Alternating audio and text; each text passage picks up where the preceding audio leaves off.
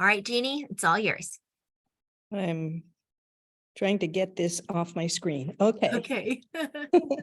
Welcome, everybody. I'm Jeannie Weiner, and I'm the president of Jewish Historical Society of Michigan, JHSM, and very happy to have a women's history program for Women's History Month. We just barely sneaked in one in March because April's on its way, but I'm very grateful that we are going to be doing this particular program for Women's History Month. These four women have extensive and informative resumes, and I am not going to go into depth for any of them because they're going, particularly the panelists will be talking about themselves and their histories as part of the program. So I'm going to introduce the three rabbis we'll have on the panel, and then I will introduce Dr. Karla Goldman and let you know about her. So first of all, the first rabbi that you will be hearing from tonight is Rabbi Amy Bigman. Amy grew up in Detroit, in the suburbs, and she graduated with distinction from the University of Michigan in 1987. She was ordained a rabbi by the Hebrew Union College, Jewish Institute of Religion in 1992. Rabbi Bigman became the rabbi at Congregation Shaarey Zedek of East Lansing in July of 2007, and she was the founder of the East Lansing Area Clergy Association, which is now the Interfaith Clergy Association of Greater Lansing. I had the privilege of knowing Amy back in the day when she was at Temple Emmanuel, and she was the newest, youngest rabbi, and I told her that I still think of her that way. Next, we will have Rabbi Blair Nosanwisch. Rabbi Nosanwisch was ordained at the Jewish Theological Seminary in 2021, and she joined Adat Shalom Synagogue that same year, bringing with her an emphasis on spiritual care. She graduated from the University of Michigan in 2008 with the BA in English, French, and Women's Studies, and received her MA in Experiential Jewish Education from the Jewish Theological Seminary in 2015. And she is a certified shochet, or kosher slaughterer. The third rabbi on our panel is Rabbi Amy Bigman. Oh, I'm sorry, going to introduce you twice. Rabbi Yael Keller is rabbinite in residence at Skokie Valley Agudath Yaakov Synagogue in Illinois and serves as community educator at the Ann Arbor Orthodox Minyan in Michigan. She is a graduate of the Hornstein Jewish Professional Leadership Program at Brandeis University with a master's in public policy and a master's in Jewish professional leadership. And those three will be our panelists a little later in the program. Before we hear from them, we are lucky to have with us tonight Dr. Karla Goldman. Dr. Goldman has worked with JHSM on a number of things for several years. I was fortunate enough to take some classes with her, and those classes inspired this program, as a matter of fact. Dr. Goldman is the Saul Drachler Professor of Social Work and Professor of Judaic Studies at the University of Michigan, where she directs the Jewish Communal Leadership Program. She was the historian in residence at the Jewish Women's Archive in Boston, very important archive for all women, Jewish women and all Jews in the United States. From 1991 to 2000, she taught American Jewish history at Hebrew Union College, the Jewish Institute of Religion in Cincinnati. And so without further ado, I will turn it over to Dr. Goldman, who will do a brief history with us tonight. Thank you, Jeannie. Quick history. Okay, I'm just going to share my screen to start.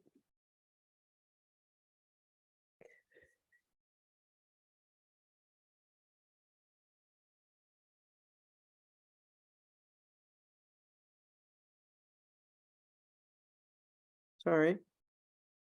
It's always the case, right? Slideshow. All right. Do you see a screen? Okay. Well, thank you, Jeannie. And it's nice to get a chance both to share a little bit of the history and really have a conversation. This says women rabbis at 50. I just renamed the program a little bit. I hope you'll excuse us. But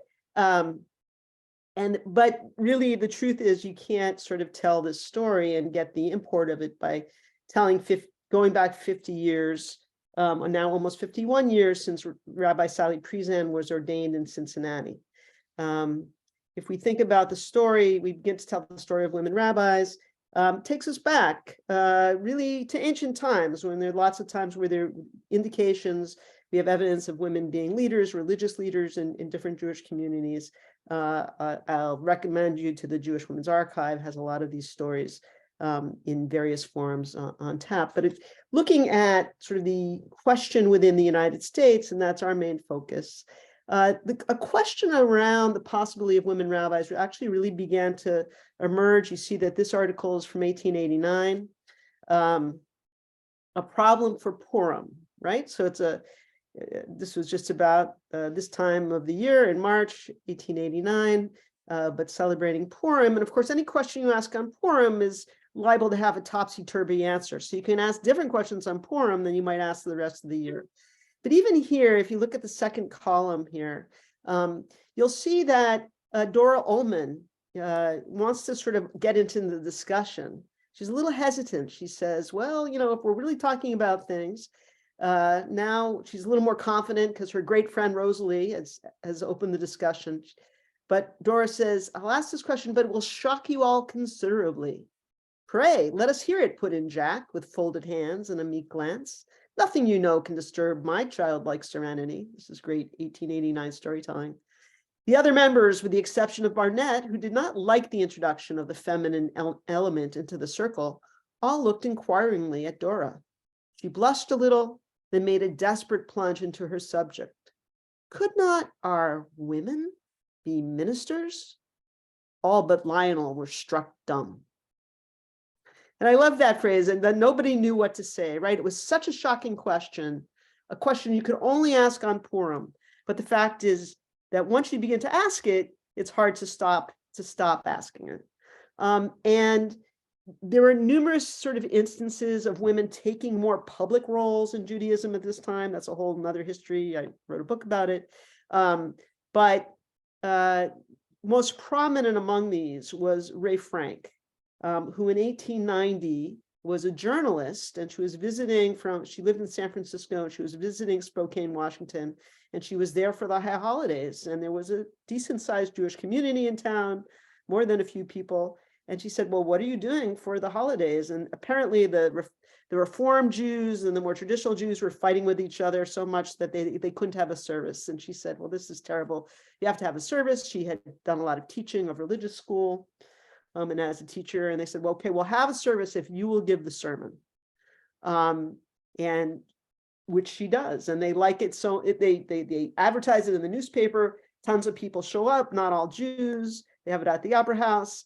They call her back for Yom Kippur, and she's very aware of sort of the unprecedented nature of speaking in the midst of a Jewish religious service. And then she becomes a very popular speaker, and she travels around and she speaks in synagogues.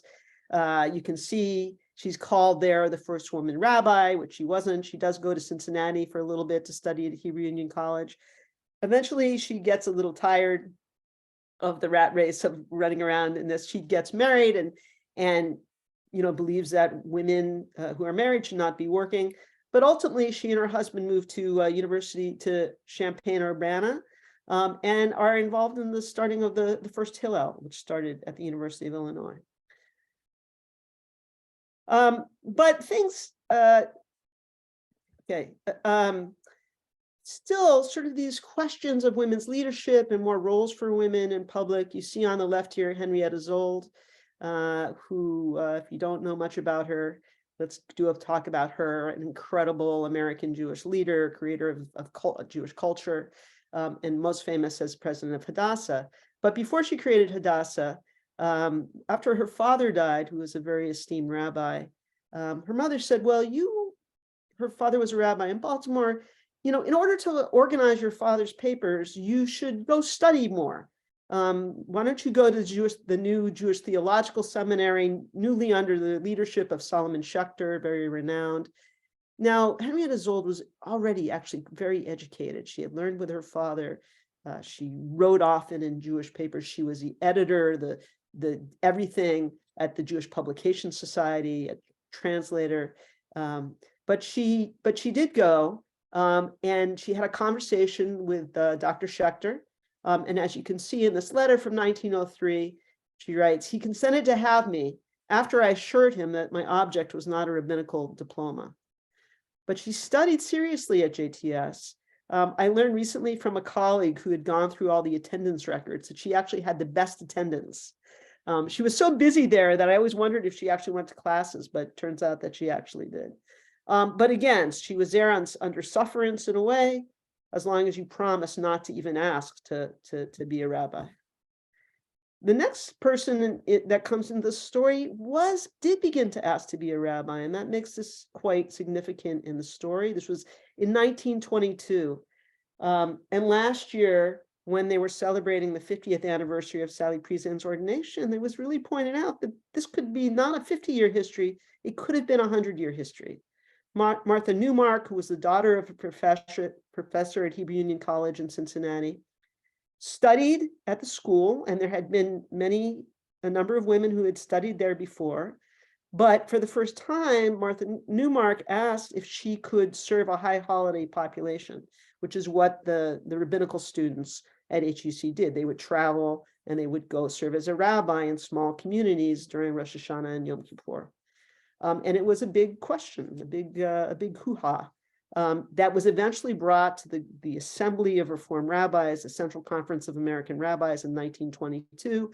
And they have a long discussion about it. That's really notable because they invite the rabbis' wives who are present to be part of the conversation. And it's an interesting conversation. People ask the question, is there anything more radical about letting women be religious leaders in Judaism than the other changes we've already made? Or would this be a change that would move us beyond the pale? And that's often a question that comes up of changes in the reform movement. The rabbis decide, as you can see here, they conclude women, it's not exactly an affirmative statement, like, yeah, let's have women rabbis. It's more, women cannot justly be denied the privilege of ordination.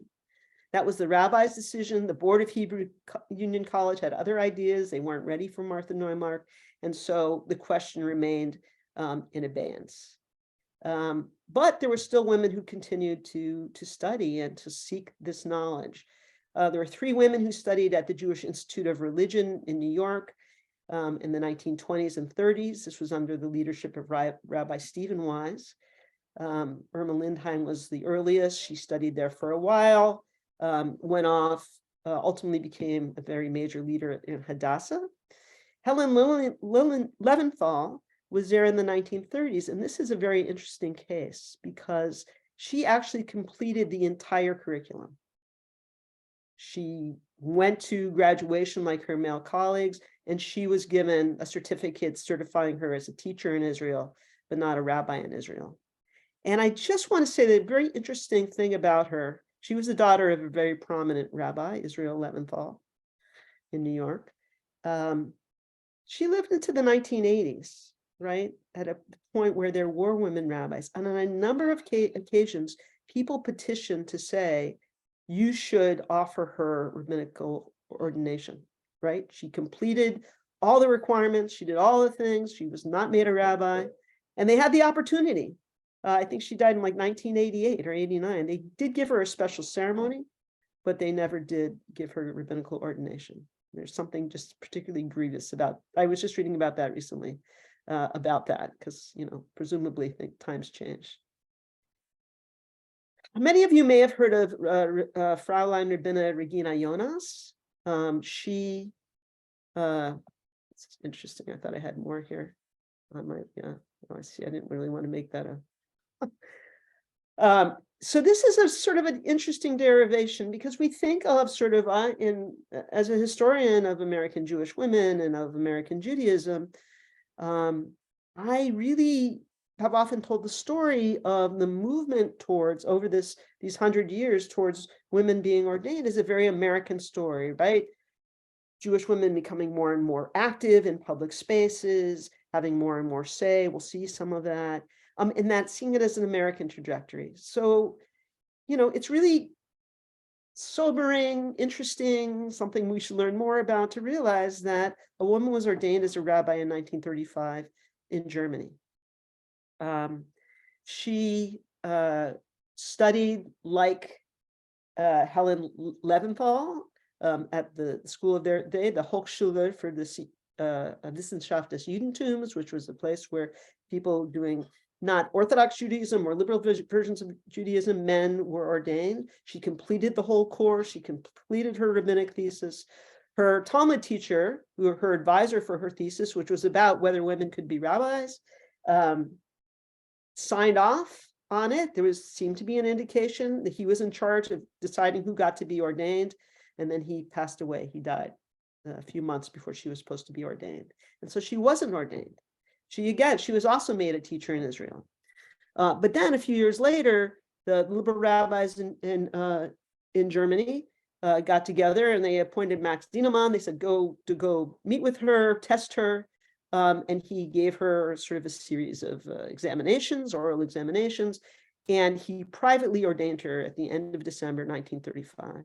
And her story, of course, is both compelling and tragic, as more and more rabbis were deported or left Germany in the 1930s. There were fewer and fewer rabbis. The Jewish community was needing more and more help. So she really did serve as a very active, pastoral, spiritual guide, leader in congregations. She had a real career as a rabbi. And even when she was deported to Treblinka, she worked with Viktor Frankl, part of the team that welcomed, that tried to help people who were arriving.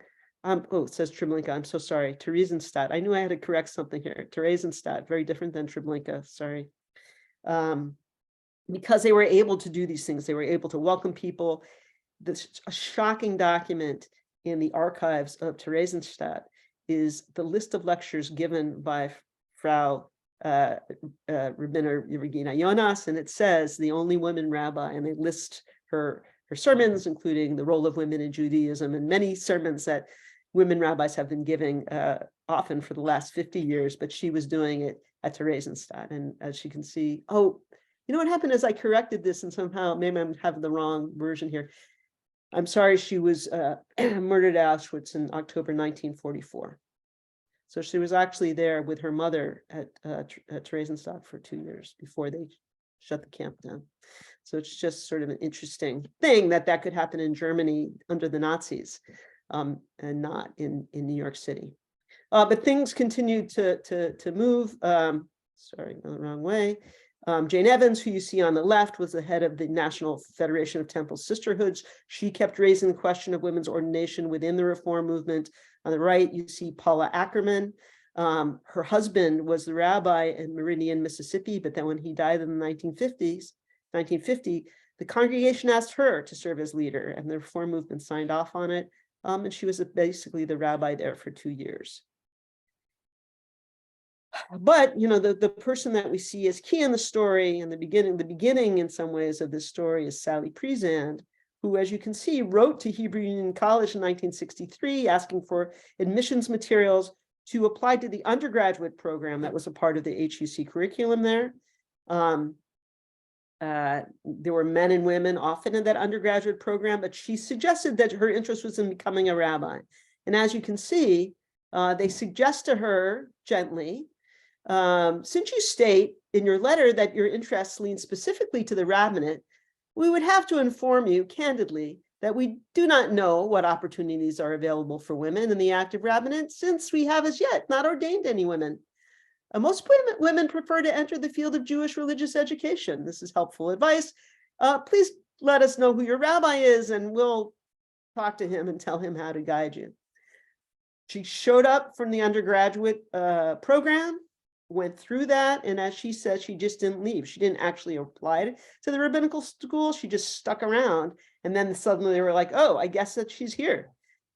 She credits the president at the time she entered, Rabbi Nelson Glick, with really being committed to her ordination, and often tells a story that when he died, like Regina Jonas's teacher, in this case, 1 year before she was meant to be ordained, it seemed like her champion was gone. Alfred Gottschalk, we'll mention again later, ordained her, and she will point out that she felt he was also very supportive in pushing back some objections, some naysayers to this process. So she is ordained. There's a picture there from on June 3rd, 1972. So that's the 50th, now almost 51st anniversary that we're marking. And, so it's interestingly, Sally Priesand, as you saw, she started off on this course in 1963. This was before there was a real feminist movement. She did not see herself as a feminist. She saw herself as someone who was there. She wanted to be a rabbi. And, I'm sure noticed that there weren't other women there.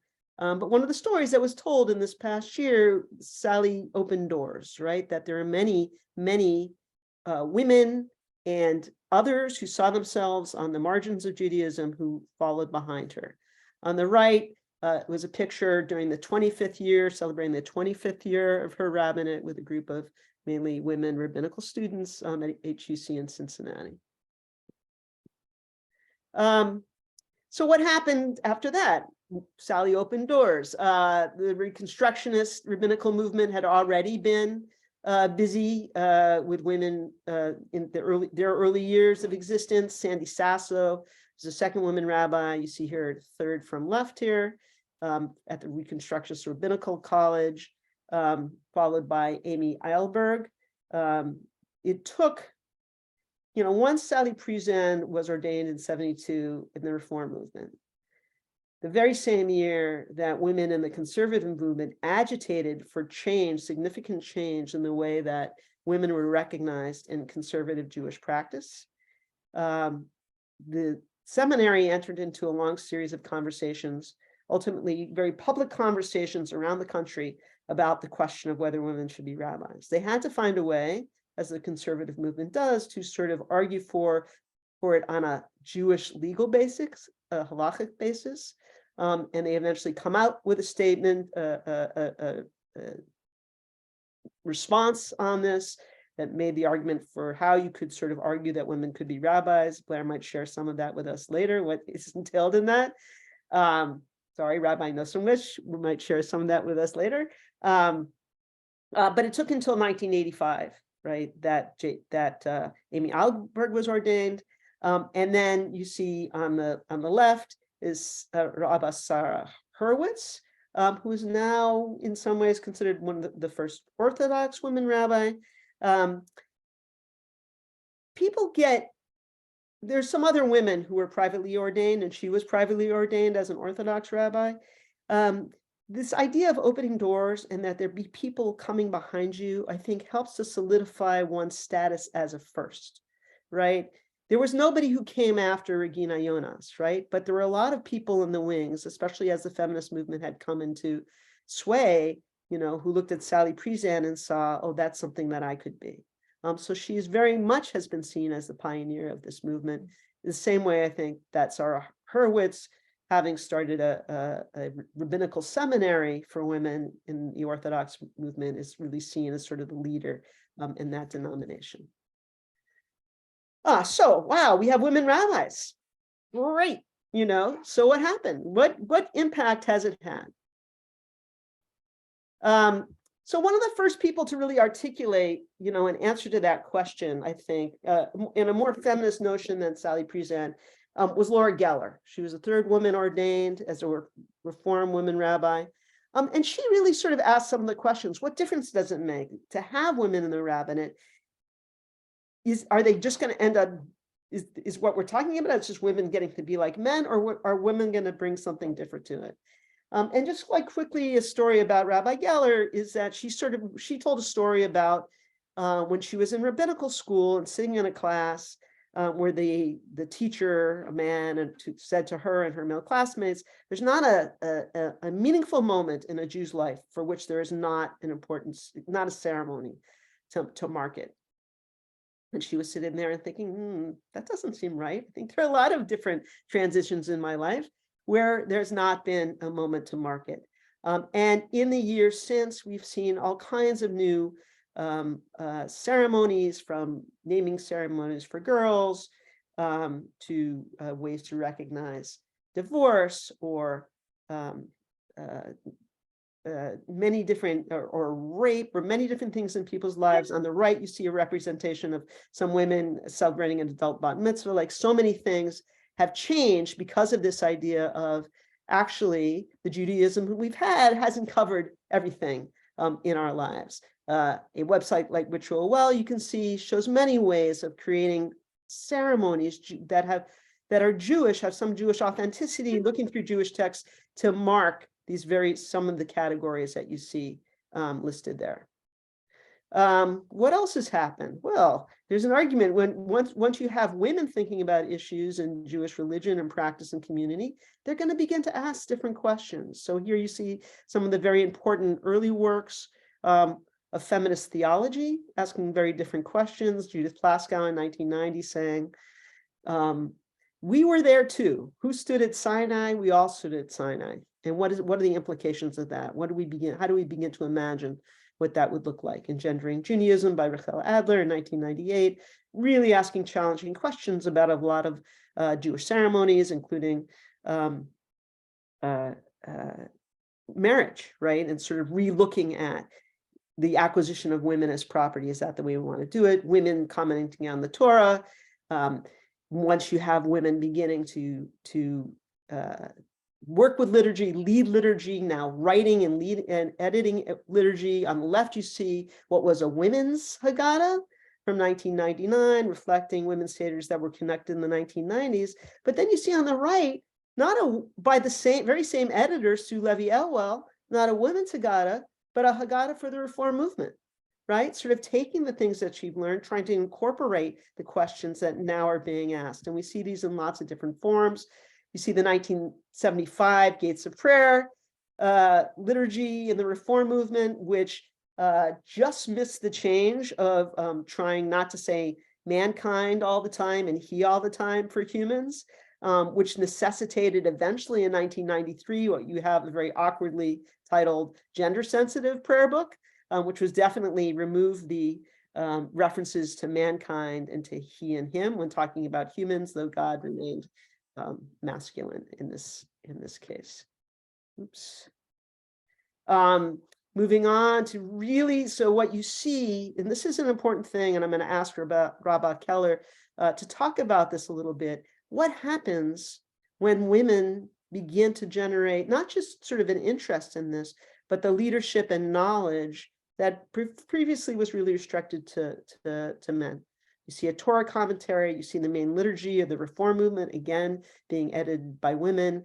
This is opening up gates, not just for women, but to many different kinds of questions to other people who felt marginalized in Jewish life. Really sort of women rabbis sort of championed questions about the inclusion of gay, lesbian, eventually bisexual and transgender folks within Judaism, questions about mindfulness, asking different kinds of questions of our tradition. And then, what's really sort of amazing about this whole story, we just went back and thought about it and where changes would occur, we would tell what would happen in the Reform movement and the conservative movement, but very important to realize what a struggle that actually was in those movements. For a long time, people thought, oh, this will never happen in Orthodox Judaism. I point the book on the left by Blue Greenberg on Women in Judaism, A View from Tradition. In 1981, she said, here's the whole key. It's just what we've seen in this development elsewhere, right? Once women have, what gives people authority in Judaism? It's knowledge of text, it's wisdom about text, its ability to make these decisions, right? That is conferred by a knowledge of Talmud and of our tradition. Once women get that knowledge, how are you going to stop them? And she said, in my lifetime, I'm going to see women rabbis. So I'm going to just break for a moment and ask her about Keller. To note, I mentioned that Sarah Hurwitz created Maharat along with Avi Weiss. Maybe, Yael, you can say a little bit more about sort of the creation, maybe this unexpected creation in the midst of this story.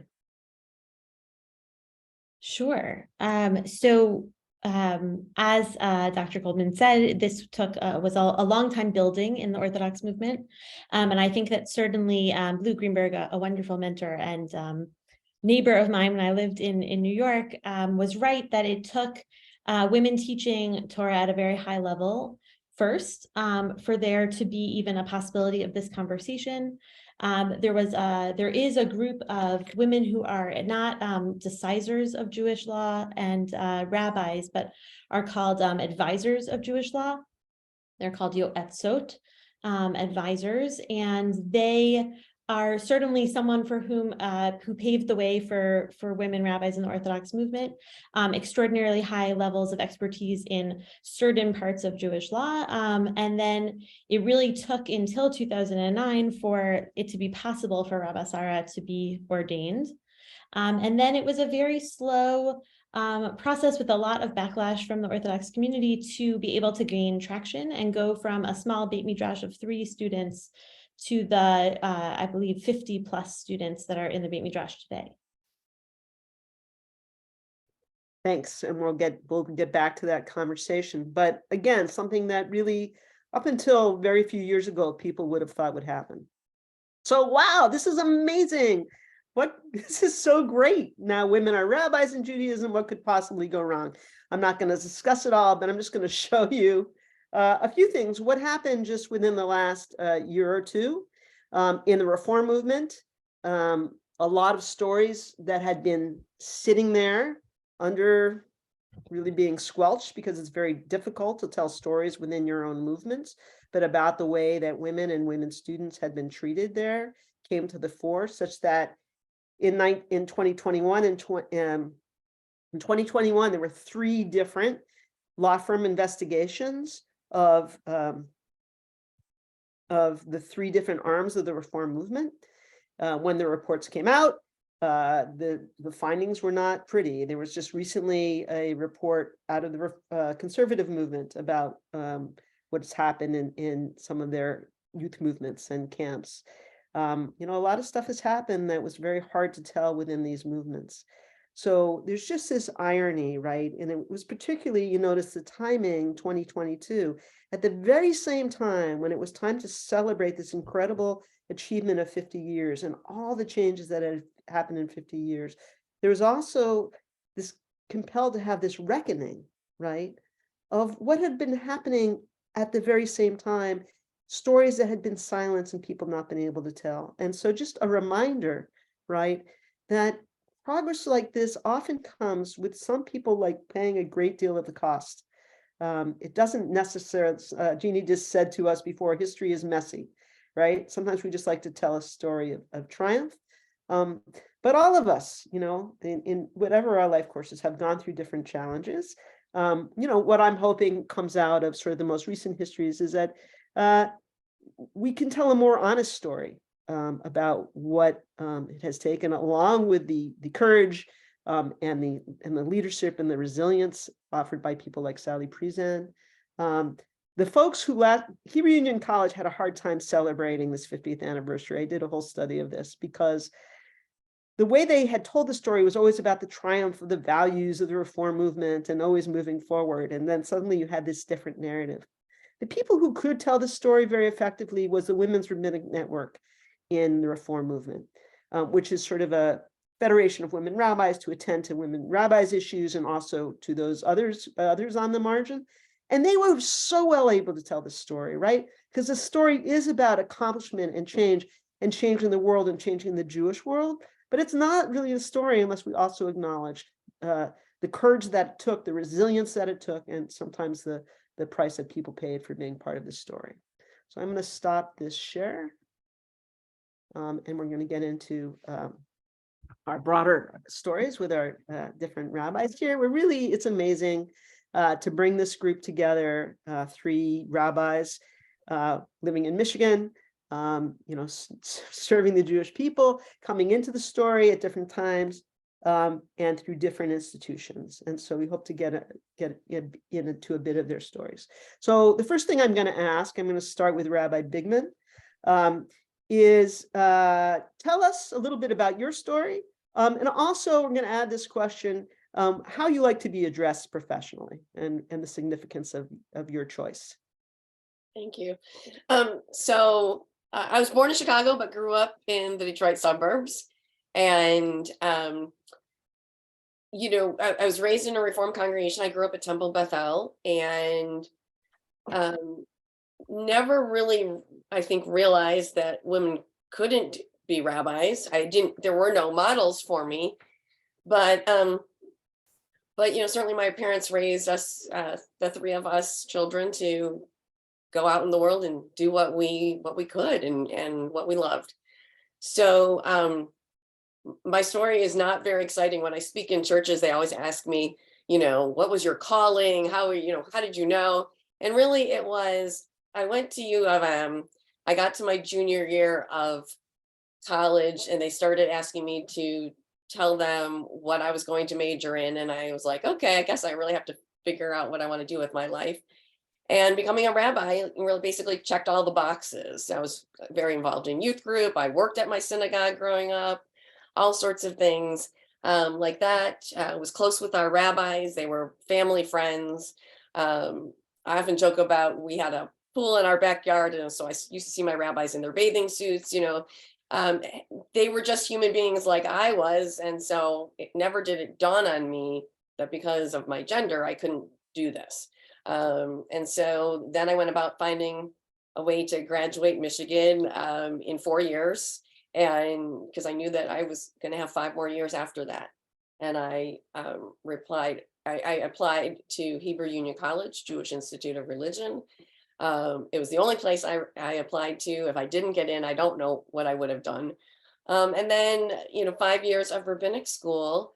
And my class, I was ordained in 92. So that was Rabbi Presand's 20th anniversary. And we had an internal discussion. Did we want her to be our guest speaker at ordination? And we didn't.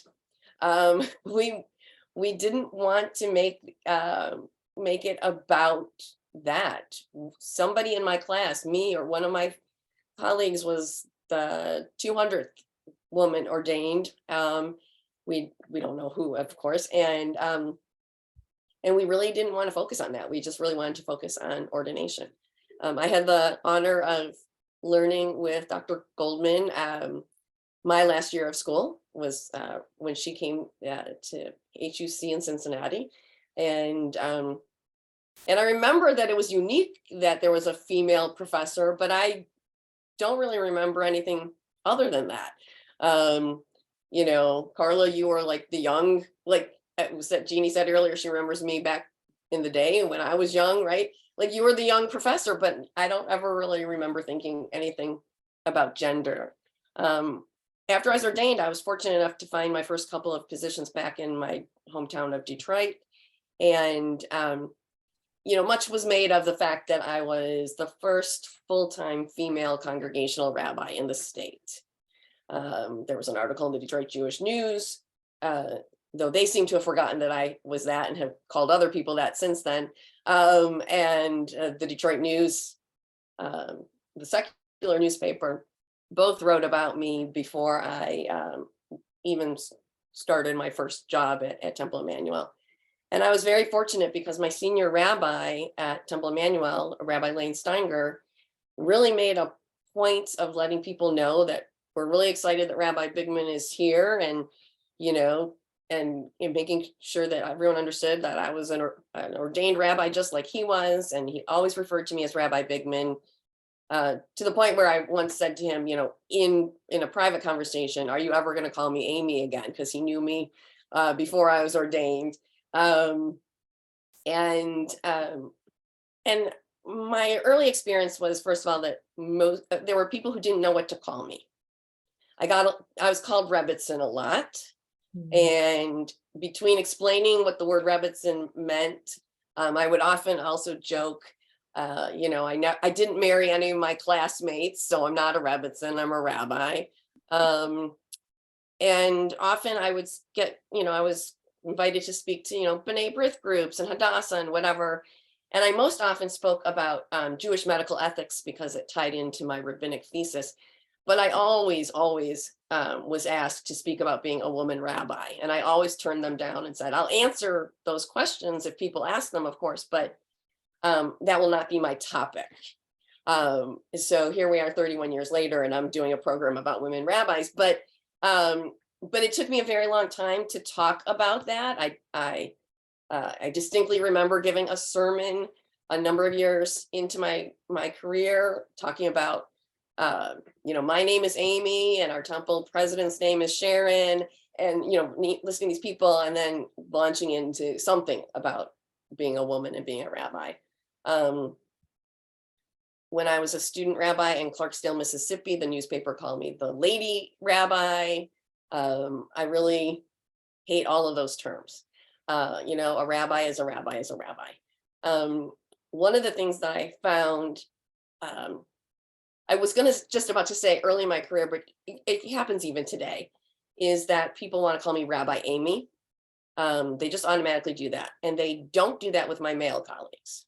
Now, I know many of you, if not all of you, besides the Ann Arbor folks and I, are probably in Metro Detroit, and Rabbi Mike and Rabbi Josh and my good friends and colleagues and other rabbis, male rabbis who go by rabbi first name, but they do that out of choice. I have watched over the years people who will just automatically call my male colleagues rabbi last name and automatically call me Rabbi Amy. So I don't go by that. I have one or two congregants here who call me Rabbi Amy, and I've given up. I'm trying to change that. But in general, I'm Rabbi Bigman or rabbi to our religious school students. To adults, I invite them to call me Amy. Most of them do, but there are people who absolutely will only call me Rabbi or Rabbi Bigman. And so, so I've not really struggled with that, but really wanted to make that point that over the course of my career, especially because so much was made of my position as the first in this state,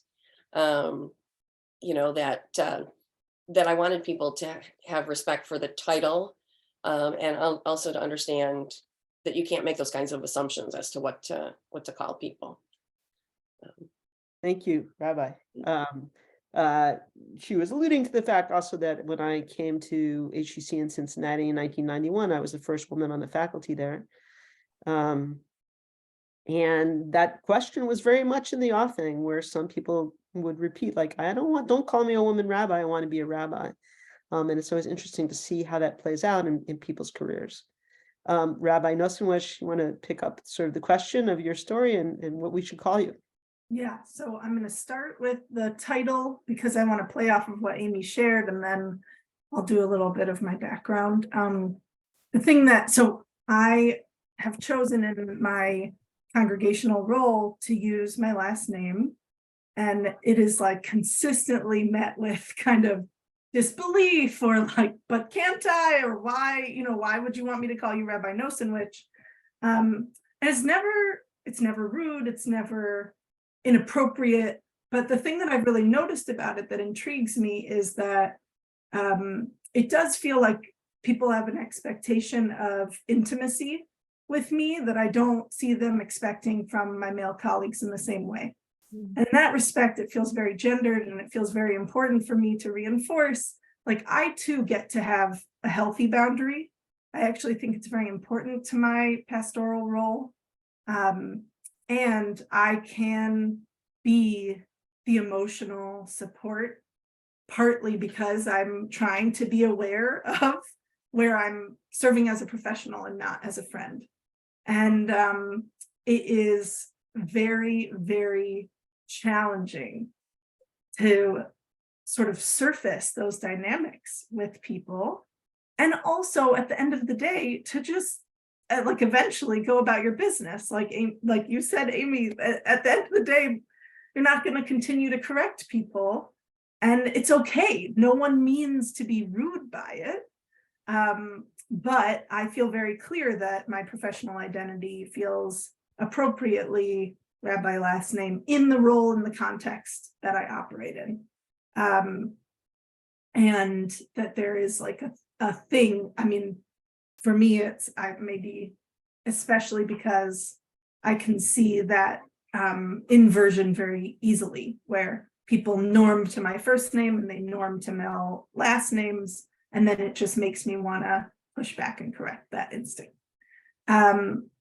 I want to say of my relevant background, and I really don't want to let myself digress because my story is funny and has been in a lot of different places. So I just want to tell the relevant pieces.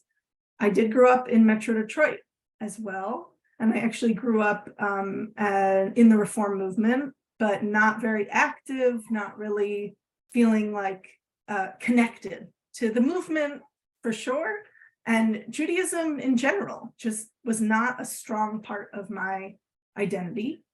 And that really shifted for me when I was in my 20s. I ended up working on a Jewish farm in Connecticut. And you heard in my bio that I was an English, French, and women's studies major. So I was like so heavily in the humanities. Now, I should also mention I'm the middle child of 3 girls. I was in these humanities. So like, it's almost like I never interacted with a man for like the first 25 years of my life. And then I went to this amazing Jewish farm in Connecticut when I was 22, because I graduated in 2008 with a triple degree in the humanities. So the only thing to do was to go work on a farm in Connecticut. And in that farm environment even, there were 12 women and 1 male participant. So it's just like every experience I had for so long was so heavily this female camaraderie and connection. And I think the thing I really appreciated about being in those spaces, even being raised with no brothers, was I really never felt compared to men. And I wasn't actually competing with men for a really long time for my identity and my formation as myself. I would say I, especially through my women's studies, was a strong feminist and had strong ideals about women's, not just equality, but I was very interested in egalitarianism and really wanting sort of critiques and thoughts about gender to influence everyone in society and to have like a much broader kind of reckoning with our roles and responsibilities in this world. And when, you know, a lot of things happen in between the not so connected Jewishly experience of my youth, Jewish farm in Connecticut in my early 20s, and then a lot of time spent in Detroit at the downtown synagogue and getting very involved as a layperson in Jewish community and kind of realizing the limits of my knowledge. And ultimately, I ended up choosing to go first to New York City to JTS, the home of the conservative movement, to get a degree in Jewish education, and then continuing at JTS to get a rabbinical ordination. And the thing that I'll share about that journey was I really truly felt pulled between these 2 worlds. Like I wanted tradition and ritual and observance in a very real way. I came to love the idea of Shabbat and Kashrut as central to my life. And the thing that's amazing about my story is that I actually came to become Shabbat observant at a time when I didn't need to do that through an Orthodox framework. And I actually arrived in New York City in 2013, yes, the fall of 2013, and landed in Washington Heights, which had a large community of students at Hadar, which is a traditional egalitarian yeshiva. And they were all egalitarian Jews, meaning women and Women, folks of any gender, sexuality, were full participants in all aspects of ritual life. And we were keeping Shabbat and keeping kosher. And I was like, I have come home. This is amazing. And I really never looked back. And for me, the conservative movement really represented the place where I could bring that experience to the fore. I think the rest of my story will come out as we go forward. Okay, thank you. Rabba Keller. So my story is a little bit different in terms of title, in the sense that the controversy is not over first or last within the sort of progressive Orthodox community that I exist in. Most rabbis, men and women, go by first name, but by what word is used to describe that I am ordained by a rabbinical school. So when Maharat was first created in 2009, Rabbi Avi Weiss promised that all women would go by the title Maharat. It would be very clear that we were women with ordination, but not to be confused with rabbis, basically. And then quickly within a year, he re-conferred the title, a title to Rabba Sarah, calling her Rabba instead of Maharat. There was enormous backlash, and he promised no other women would take the title Rabbah or anything like that. And it took a long time, but in about 2016, maybe 17, women started to take other titles. So there are many different titles for women who have graduated from Maharat. There is one woman who still goes by the title Maharat. Many women took the title Rabbah. Some women took the title Rabbanit, which is sort of like Rebbitzin. It reminds me of your story, Rabbi Bigman, that I am a Rabbanit because I happen to be married to a rabbi. And I also can use that title as a professional title. And for some communities, that's very comfortable, that there's like a sort of lack of nuance there, or maybe more nuance there. Some women do go by the title rabbi, especially if they don't work in the Orthodox synagogue world. And so my preference is to go by Rabbah, which is what I am going by here and what I go by in Ann Arbor, out of respect to Rabba Sarah, because that's what she chose. In Skokie, where I work part-time at Agudath Jacob, Skokie Valley Agudath Jacob, I go by Rabbanit because that's what they were more comfortable with. So it's not clear cut. It's often the decision of the woman and her hiring community. And it's part of a negotiation over time. Sometimes titles change as the women become just part of the fabric of the community. And so that's always up for changing. And I would say I grew up in a very standard modern Orthodox home. I went to Maimonides school, which was Rabbi Soloveitchik's school, a flagship of the Orthodox movement, K through 12. A colleague of mine, Rabbi Tali Adler, likes to say her parents said to her, Tali, they were immigrants, my parents are not, we moved to America so you could be anything you want. You could be a doctor, you could be a lawyer, you could be the president of the United States. And Tali said, I think I would like to be a rabbi. And they said, oh, anything but that. And my parents never said that explicitly to me, and they encouraged my love of learning and my curiosity about Torah and my going to shul on time every week. But my parents were a little unsure about this career path. They've come around, certainly, and are big supporters. But I think that that's very typical in the Orthodox world. And so I thought, oh, I can't be a rabbi, so I'll be something else. And I decided to be a Jewish professional. And then in 2009, when Rabba Sarah was ordained, I thought, well, like what would happen if I dusted that off and tried it on again? And it took me a journey of lots of things that feel very gendered: getting married, having children, supporting my husband as he went through rabbinical school, until I finally went back. But that is how I landed at Maharat eventually. Wonderful, thank you. We wanted to say, some of you referenced this a little bit, but just sort of what it was like to land as a rabbi in the Midwest. Rabbi Bigman talked about being the first woman rabbi in the state, and the others of you have your own experience. So just if you could say a word about that. Rabbi Bigman had a longer experience here, so it's changed, but just sort of like that, sort of looking up and seeing how people were perceiving you and what impact that had on your sense of your role here.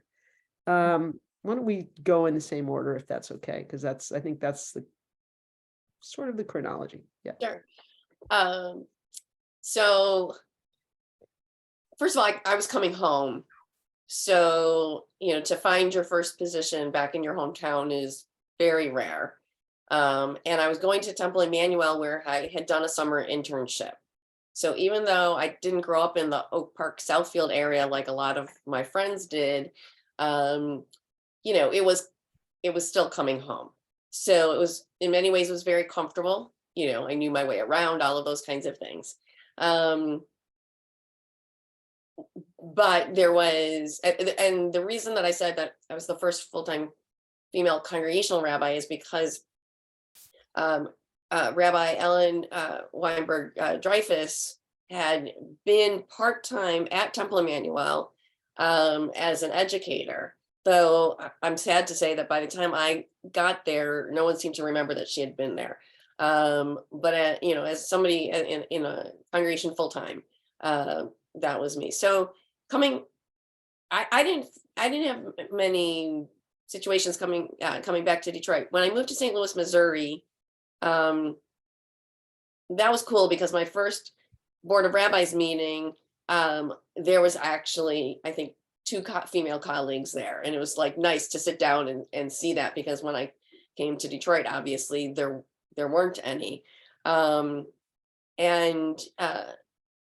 I had a little bit of a culture shock in St. Louis when I first started. I got the job really landed in my lap. I had just gone through a divorce, wasn't planning to move, and this job landed very quickly in my lap. And I was just sort of in a strange state, both literally and figuratively, and that was a little different. And then coming back to Michigan here in the East Lansing area, even though I'm a U of M grad and there's all of that stuff that goes with living in East Lansing, it still, felt very much at home. So I intentionally went to rabbinic school on the first year of the program is on our Jerusalem campus, but I intentionally went to Cincinnati because I had no desire to go to our LA or New York campuses for a lot of reasons.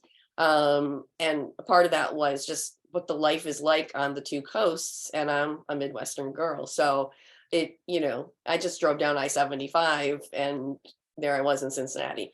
So for me, being in the Midwest is the most comfortable, and it has just so happened that that's where my positions have been. I never aimed for that, really. I really just aimed for what was going to be a good fit, and that's where I ended up. All right. Rabbi Nosanwisch, you went, on the other hand, to school in New York and absorbed a whole new world of Judaism there. So, but Yeah. much from Michigan and Detroit as well. So. Yeah, and I would say, I didn't expect to be back here, and it's really a pandemic story that I am, because pandemic happened in the last year and a half of rabbinical school, and we more or less fled New York City, and school was all remote, except that we were able to be ordained in person, which was very special. And I'll say, serving in the Midwest, the things that have surprised me, and this is a real conservative movement story and not the Reform movement. I'm currently the only conservative rabbi that's currently serving in a pulpit in Michigan, female. That's really wild. And to feel how, moving from New York City, where JTS, the majority of my graduating class were female rabbinical students. The conservative pulpit here is still very male. And I think that the culture of it is very much, saying it's 10 years behind is generous, I think. Yeah, and that's fascinating to me. And when I was part of being hired, it was very explicitly, because I'm on a team and I serve with 3 other clergy who are all male. And it was very explicit that it was a desire to have a female clergy person. And that made me so uncomfortable. And it was so upsetting to me, because like what Amy said, I had never really imagined myself as the lady rabbi. I had imagined myself as probably the solo rabbi in a smaller pulpit, smaller also being gendered, because that's also the norms of how pulpits break down. I think across movements is mostly women serve in smaller pulpits when they serve as solo. So that was my expectation for myself. And that said, I wanted to tell a really quick story, which is that I remember the interview with the board. And I got an anonymous question that was like, how will your being a woman impact how you teach the next generation? And I like bristled at it. I got very like uncomfortable. And then, and I tried to answer because it's actually a beautiful question, but I was so reactive to the idea of being put in the box that it wasn't until I was actually having a one-on-one conversation with a congregant who said, that was my question. Like that was my question. And I was really thinking about XYZ thing. And in her sharing that with me and being vulnerable with me, I felt really able to connect with the other side of being a female rabbi in a male pulpit, where I am bringing so much of a different kind of Torah and a different set of experiences. And the truth of my journey and the truth of my career is that so much of what I've experienced is the challenges of being a female professional, not just a female rabbi. Or actually, so much is about being a female professional and not at all about being a female rabbi in particular. And being able to connect with those stories, and also, very importantly, not be limited to them, is a journey. Yes, there had been a woman previously. I'm sorry, I see the comment, but. Yeah. Oh, I'm sorry. I just meant that I was currently the only one serving in a pulpit, not that I'm exclusively. And yes, absolutely, Rabbi Rachel Shear preceded me for 16 years. But there was very much a desire to hire another female into the clergy team to make sure that there was female representation, which is a good impulse. I'm only saying that my personal story was one where I felt different. I felt challenged by being the representation, because part of that story is the flattening of your identity into being the female rabbi. And at the same time, you get to know a community and you become your whole self over time. So I hope that I represented that a little bit better, Susan. I'm sorry if I misrepresented Rabbi Shear's legacy. I did not intend to whatsoever. I'm going to pass it over to Rabbi. Well, I want to just say that, really sort of showing that kind of the ambivalence about the question. And I think there are certain moments that bring it out. So now to celebrate the 50th anniversary, we're pushing Rabbi Bigman to sort of to comment on these issues. Another thing that happened last year was the 100th anniversary of the first bat mitzvah of Mordecai Kaplan's daughter, Judith Kaplan, Eisenstein, eventually.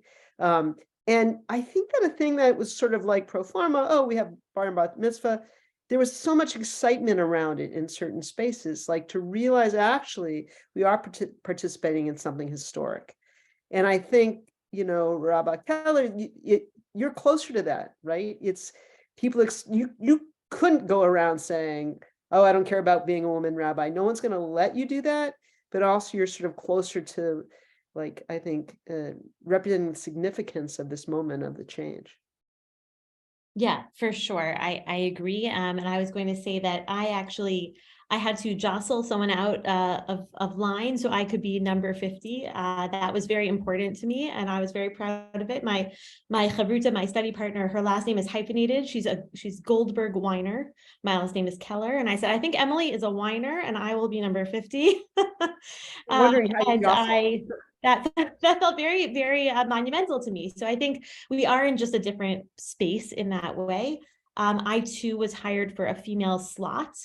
But that is something to be celebrated in the Orthodox world, where many Orthodox congregations are not even willing to go in that direction at all. So I do think it's a little bit different in that way, and it's not easy. I am the only Orthodox female rabbi in a pulpit position in the Midwest at this moment. Like Rabbi Nosanwisch, there have been others before me, but those positions are currently unfilled. I am the first female rabbi at my congregation in Skokie, and I serve alongside the senior rabbi who is male. And that was intentional for them. In Ann Arbor, I am not serving as the rabbi because that's not comfortable yet here. I hope that I will pave the road a little bit smoother for the next person. But it has been a journey here. And I think that the community was very courageous to be willing to take someone who had a title attached to her name, that I was not a Mrs. who was teaching classes like in many Orthodox communities, but that I insisted upon my title. And I understand that not all Orthodox communities are ready yet for an Orthodox rabbi. I will say that I have found the Ann Arbor Jewish community to be very welcoming, and the other clergy in the conservative and reform and reconstructionist movements to be very welcoming and supportive of me as a new rabbi and a new person in Ann Arbor. And so I think it's complicated, as many things are, but in its newness, there are often maybe more challenges at the moment. So we're heading towards the end of the time. If anybody wants to, if there are questions, throw them in the chat and we'll pick it up very quickly. I don't know if we were heading to try and do it to 8:15. Maybe we'll take a few more minutes, if it's okay. I think one of the questions that came up as we were all talking about this before is that sort of issues of feminism might look different through the different lenses of congregations, communities, denominations. I wonder if anybody wants to sort of jump on that question and just sort of,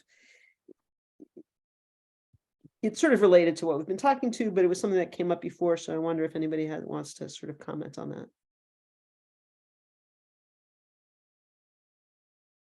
I'll jump in. I was the first for each of the other questions, so why not? I've never actually used the title, called myself a feminist, other than to describe myself as somebody who believes everyone should have equal chance with wherever they are. And I do want to point out, because, I was saying earlier, like, I never really spent a lot of time thinking about it, right? Like, I've been female my whole life. And so like, that was like never a thing for me when people started asking me those kinds of questions. But I definitely have congregants that I find it fascinating that they give me a hard time about something in the congregation and push back against me. And there is some underlying stuff about them being men and me being a woman. And my response often to my friends is like, I don't get it, because these men have adult daughters who they would want to have, every ability to do whatever they want to do professionally, and yet at the same time have some of that. So I don't go around saying I'm a feminist per se, but probably some of them see some of the issues that I think are important, like reproductive rights and those kinds of things. They probably see those as being, because she's a woman, kind of thing. Even though the reform movement has been pro-choice for as long as I've been part of it, and probably, for longer than that. So I do think that there is some of that, but I just try, in all things, I just try to be authentic Amy, who's also hopefully authentic rabbi. Blair or Yael? Yeah. I did share that I actively identify as a feminist. I think it's been important to me ever since I was in a women's studies class as like a proctor of, I can't remember what the thing was. And I asked my students, like, what's a feminist? And they were all really horrible stereotypes. And I was like, wow, this is a thing that I actually think we should be prouder of. So that was how I came to identify as a feminist. And the thing that I could share about my particular orientation to this and how it expresses itself Jewishly is that I have really taken on this egalitarian Judaism, which often means that I try to inhabit traditional male roles in Jewish ritual space. And something that really fascinates me is like, my interests are very much about the home sphere and food and like motherhood and care and like all of these things that are very much on the feminine side of experience and interest. Something I care about is like breaking down the assumption that all women care about those things and that no men care about those things. So I try to create spaces that are about spirituality, but co-ed. And then I also have many spaces where women kind of want to do like healing work together or women-centered work together. And I think of those as two kind of different projects, like the desire to have female space is a desire often for healing and connection. And then there's also something really important where the gifts of my female perspective, I hope, get into many aspects of our tradition and spirituality. Well, I think it's important, as I tried to suggest before, that it was women in the rabbinate that opened up a lot of those spheres, right? That were much less a part of it when it was only men. So, it's okay in a way to say it's a space that was open, that both men and women can inhabit. I mean, one thing to note is that you are also shochet, right? Which was not a traditional female role, even though it's about food, right? So, yes, opening up sort of the. Yeah, and I will say, like I practiced my towards my shechita certification when I was pregnant with my first child, and that like just the dissonance and the power of literally like holding life and training to know how to properly take a life was very confusing and powerful and nuanced, and that's how I experience our tradition. And to me, it's like amazing that we think of women as a minority, like it is a minority experience. That's why I loved women's studies. And I also have to remind myself every day, we're like 50% of the population. We're literally half of the people. So I don't want to take your time. Right. Yael, go ahead. Yeah, go ahead. Yeah. I think being an Orthodox feminist is a little bit tricky sometimes, because there are roles that I subscribe to the idea that not all roles are for each gender within ritual life. Playing a clergy role does not mean that I'm counted in the minyan or able to lead davening. But I would say that I think the representation, the ability to do all that you can do is important to me. Stephen, I'm sorry, I don't know how to pronounce your name, but what you wrote in the comment here, right? A rabbi as a rabbi, not male or female, I think that is my expression of feminism. There's a great story about a little girl who grew up in Riverdale. She's probably a teenager now. She went to visit her grandparents' shul in St. Louis, and she asked her mother, so where's the female rabbi? For her, it was just so normative that there should be a woman up there playing the clergy role, because she grew up in Riverdale, the home of Rabbi Avi Weiss and Rabbi Sarah Hurwitz, that for her, it was obvious that it should be that way. And I think that every time I get up on the bima at shul, I hope that there is some child who walks away thinking, oh, women can just be rabbis and it's no big deal. And to me, that feels like a huge feminist step within the Orthodox movement, and one that I'm proud to be a part of. May I say something? Of course. First of all, I have Tourette syndrome, which is why all the movements were happening. I don't know if people noticed. What I meant by my comment, and I think it was a little odd, it was actually, what I meant by my comment was people's lives, people's backgrounds, their history determines what normal is. And what I was trying to say, it's hard to do that in text, was that coming to appreciate my Jewish identity and practicing and being involved in the temple is something I did late in life. I've always been, I guess, a feminist, humanist maybe. And I think because I came at the time I did, seeing the assistant rabbi in Virginia, who eventually became the rabbi, was just normal for me. There was I didn't question it. And I know that some people do, but their history is different from mine. I'm glad my history is the way it is, because I can appreciate somebody in their position and based on their position and their knowledge and their expertise rather than their gender. It's frustrating when I hear things like that about what Amy said regarding people calling her Rabbi Amy. I've heard it a lot, and it is frustrating. You feel powerless when you can't do anything about it, you know?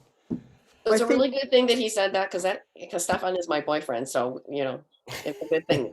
But I wanted to pick up something that Rabbi Keller said, and then I know Karla, you're going to try to, Dr. Goldman, you're going to try to wrap up. But I have an experience here in East Lansing where my professional staff is all female. When I first came here, our part-time cantor who lives in the Detroit suburbs is female, and our part-time school director who lives in Ann Arbor is female. And we don't have currently a cantor, but we have a cantor Solios, and she's female. And we have a new director of congregational lifelong learning, and she's female, and my administrator is female. And I'm actually very cognizant of the fact that the boys in my congregation have never seen male role models. And a number of years ago, a colleague was coming into town to do some programming with us from the Union for Reform Judaism. And I asked him, he was going to work with our board, but I asked him to come early on Sunday morning so that when we gather together for religious school at the beginning of the day, which is everyone's together in our sanctuary, that they could see the boys could be rabbis too.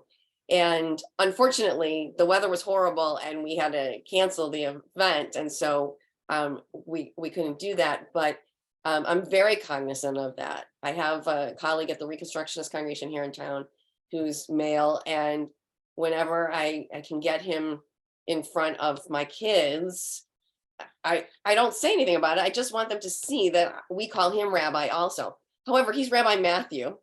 I always refer to him as Rabbi Kaufman, but he does go by Rabbi Matthew.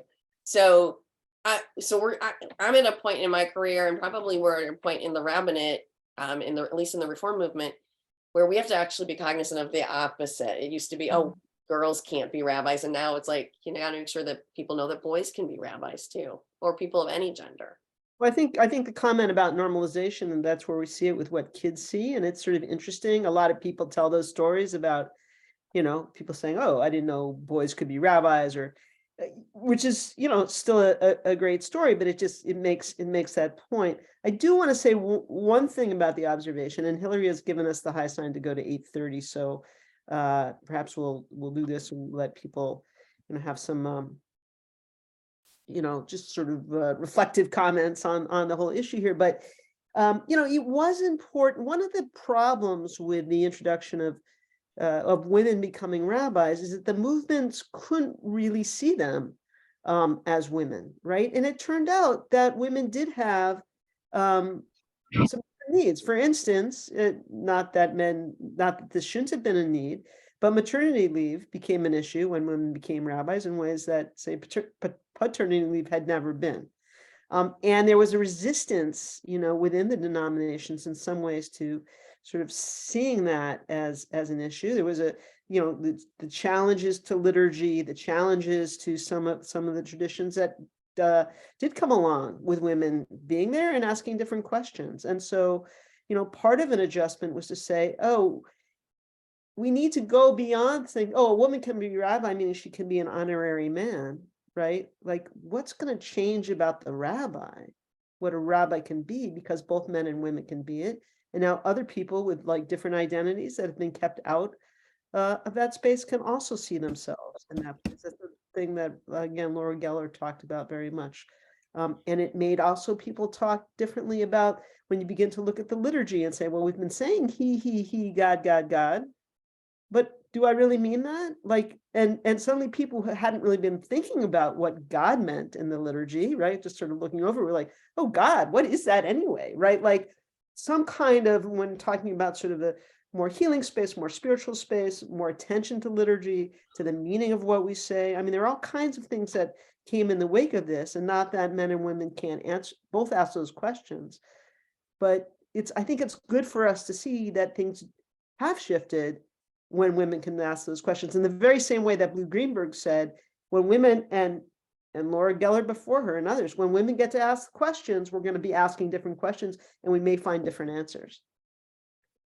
So I'd love to say one piece to that, which is that, I was thinking in your history, it really struck me that some of the early women who kind of were like considered rabbi before they had the title, and likely went uncompensated because of that, that some of what got picked up as like what made them rabbinic was about them sermonizing or teaching Torah. And it's intriguing to me what a rabbi is, especially nowadays when rabbi literally is expressed in so many different ways. It is not just pulpit, it is not just sermons, and yet, I have in my mind, like a real rabbi is someone with the halachic training. And it's interesting to come from a movement where the conservative movement has really wrestled like on the tensions of whether or not we are a legitimate halachic movement. And that has also really informed like what is a rabbi to me. And I think that when you spoke briefly about Blue Greenberg and that notion of it wasn't just you speaking about it was also Rabbi Keller, like getting into what it looks like to have women who are learned in halakha and have the knowledge and the authority from within. So yeah, I think about that a lot. I think that it is a little bit different from how lay people experience rabbinic leadership in especially the liberal movements, where it really is more of a pastoral role where I spend a lot of my time in caregiving, teaching, both on the Bima and in classes. I'm not spending a ton of my time answering halachic questions, though I do delight when the 15-year-old who asks me halachic questions texts me at 7 a.m. with an urgent one. But yeah, that's something I think about a Passover is lot. coming up, so you might have more halachic questions on the way. Yes, perhaps. Rabbi Keller and Rabbi Bigman, you want to weigh in on these in a concluding fashion? On the what Rabbi Nosanwisch was. Well, I think might have something to share about that in terms of maybe this question of what I suggested having women as rabbis, throws the question of rabbi a little bit more up in the air. What it is, I mean, it's always been changing, sort of in the American context, but from the Orthodox perspective, being a decisor, right, is the most important. But like, what's your actual experience? Yeah, I think that it's interesting to hear how different it is. I've spent all day on this. We have a WhatsApp filled with Pesach halachic questions that are being asked today. And I would say that a large part of my job is to answer questions that women don't feel comfortable asking male rabbis. And so I answer a lot of questions about female purity and a lot of questions about just sort of personal, private questions that women have in their homes a lot of the time. So certainly that was a big expectation of my role. And at the same time, I think that Rabbi Weiss founded schools that were not going to be just about halachic decision-making, but they were going to be about a pastoral presence and a spiritual presence in a way that is not always emphasized in the Orthodox community. And so that is an equally important piece of the job. I think it's interesting to note that the decisor role is often a very quiet, private role. But when you get up in front of the synagogue on the Bima for some kind of either Dvar Torah as a teacher or some kind of pastoral role, that's much more public. And there's a great emphasis about that. And I would also say that I think when women became learned, there was a feeling in the Orthodox community of like, isn't that enough for you? Like a dear cousin of mine said, why don't you just become a yoetzet? Why do you need to be a rabbi? And I said, why do you need to be a rabbi, right? Why don't you just learn one topic area and call yourself Mr. and teach, and answer questions? And so I think that it became sort of a double-edged soared for a little bit, that there was a feeling like if women could be educators, they didn't need to be rabbis, and that was a big journey in the Orthodox community to accept the validity of wanting to be a full rabbi, not just a decisor or an advisor in one section of Jewish law.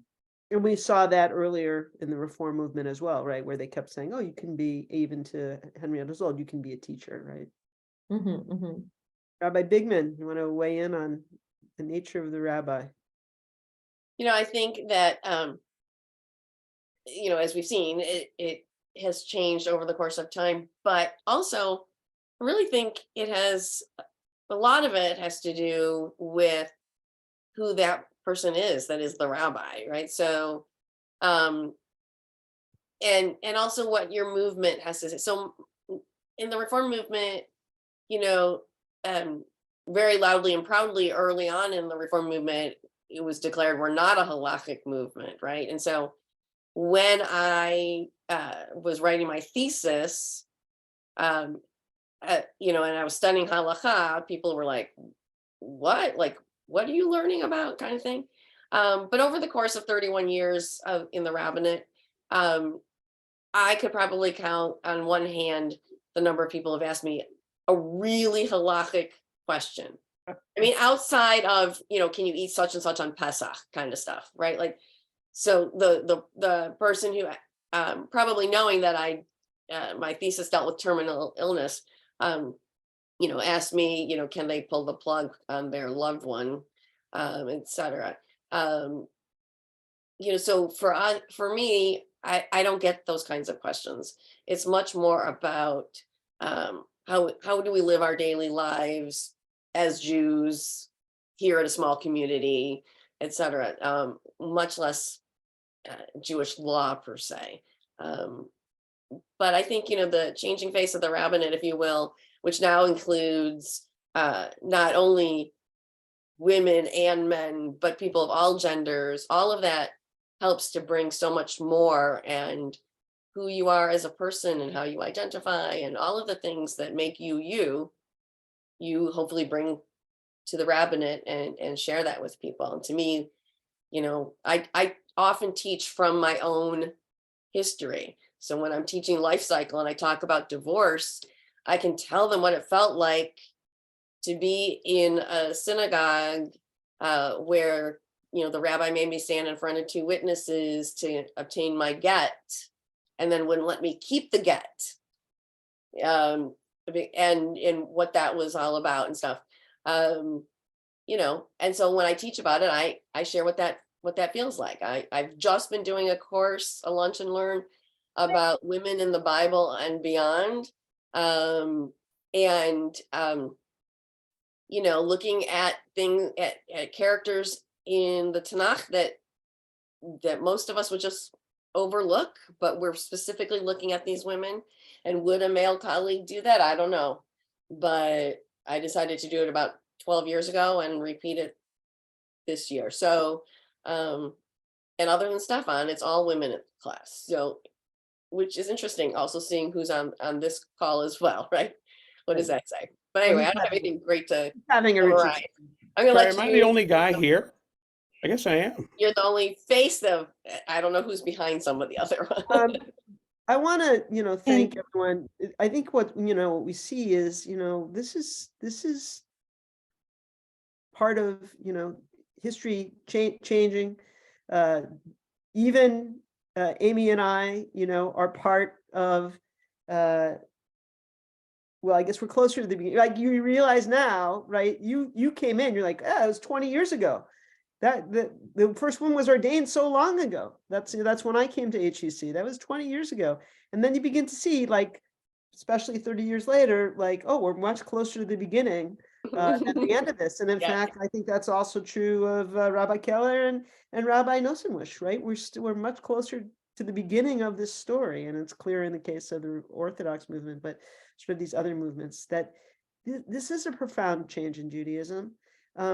I appreciate Judge Moiseev sharing her experience there, because I think it also points out that, sorry if I mispronounce that, that you were close enough. Close enough. Yeah, yeah. See, that's why people called you Susan, maybe. Right, but the point is, many of us can, even if we're not rabbis, can hear our own life history, how it intersects and reflects some of these issues, right? That we're all part of this story, right? Definitely one of the stories of the last 50 years is changing roles for women, changing configurations of family, challenges to gender, and it's all happened really fast. And I just, so it's really important that we tell these stories. Rabba is a very symbolic, important role in the Jewish community. I think one of the things that's a little hard to get at, is what I suggested, that people have often paid a big price and had to exercise a lot of resilience, to take on these roles. And I'll just note that those stories are harder to tell, right? It's harder to tell those stories. And I think it's important that they come out because they remind all of us, right? As was suggested in the comment, there are lots of versions of these stories, and that's really the story of our time. And so I always like to think that for us to sort of hear other stories helps us realize that we're also part of history. And I think also, as Sally Priestman would say, and Lori Geller, like women rabbis often needed to be reminded that they're part of history, like hold on to your story, value it, because this is, helping to shape what Judaism has become 50 years on from Sally Priestman and will into the future. And certainly we can see it with the leadership of people on this panel. So thanks to everybody. Thank you, Karla. Thank you. Thank you, Dr. Goldman, I should say. You can see how fascinating this is because we went way beyond what we thought we were going to, and I could sit here for another half an hour and listen for more. I was thinking that it would be wonderful to be able to just sit down and have dinner or lunch with any or all of you, or even a fly on the wall for another hour. This was a perfect program for Women's History Month. It was history, which is inspiring and messy, as they said. It was philosophy, it was thought-provoking, it was transparent and honest. And I think it's interesting that in 2023, women are still pioneers. And that's really kind of the good and the bad of it. But we need to do more of this. And I thank everybody for joining us tonight, and particularly the three panelists and Dr. Goldman. It was just a terrific program. So have a good evening, everybody. And thank you again, and good night.